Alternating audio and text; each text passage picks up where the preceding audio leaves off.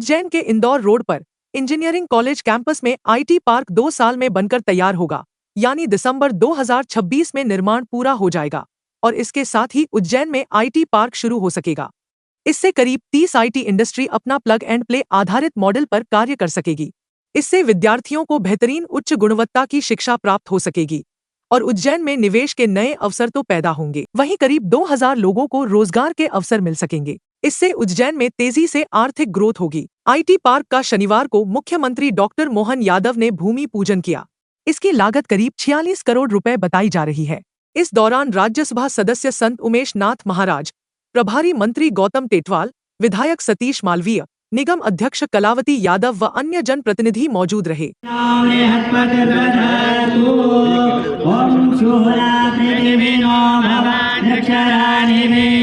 ओम भद्रं कर्णेभिः शृणुयामदेव भद्रं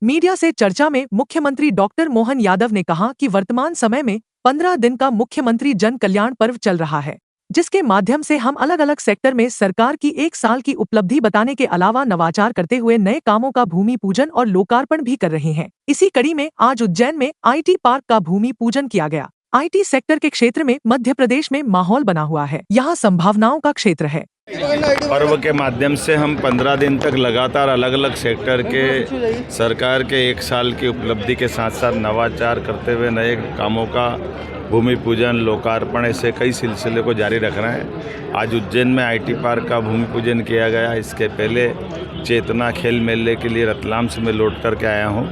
उम्मीद कर रहे हैं कि जिस प्रकार से आईटी के सेक्टर में मध्य प्रदेश का जो एक माहौल बना है, पूरे देश के अंदर आईटी बड़ी संभावना का क्षेत्र है।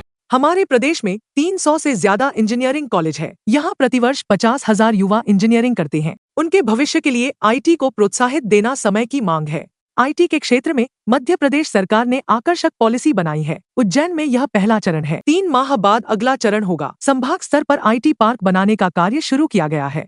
जब 300 से ज़्यादा इंजीनियरिंग कॉलेज हमारे पास है, 50,000 से ज़्यादा युवा हर साल हमारे आईटी से निकलते हैं, ऐसे में इनके भविष्य के लिए आईटी को प्रोत्साहन देना ये समय की मांग भी है और मध्य प्रदेश की सबसे आकर्षक पॉलिसी आईटी की बनी है, जिसमें पर्याप्त रूप से लोग निवेश करके इस सेक्टर से अपने बिजनेस को भी बढ़ाते हैं और यहाँ बड़े पैमाने पर रोजगार के अवसर भी उपलब्ध कराते हैं। मेरी अपनी ओर से आईटी पार्क के इस भूमि पूजन के साथ जब मैंने बताया कि 1,23,000 की बनने वाली बिल्डिंग की सारी बुकिंग हो गई, तो अगले चरण की दृष्टि से भी हमने कहा है कि अगला चरण भी 3 माह बाद नया प्रारंभ किया जाएगा, ताकि यहाँ जिस प्रकार की भी डिमांड है, प्रत्येक युवा को जिसको भविष्य में रोज़गार चाहिए उसको अपने नज़दीक में, इसीलिए हमने इंदौर, उज्जैन, भोपाल, ग्वालियर, जबलपुर, रीवा प्रत्येक स्थान पर आईटी को प्रोत्साहन देते हुए आईटी पार्क बनाने का निर्णय किया है। मुझे संतोष है कि इसका समाज में सकारात्मक और अच्छा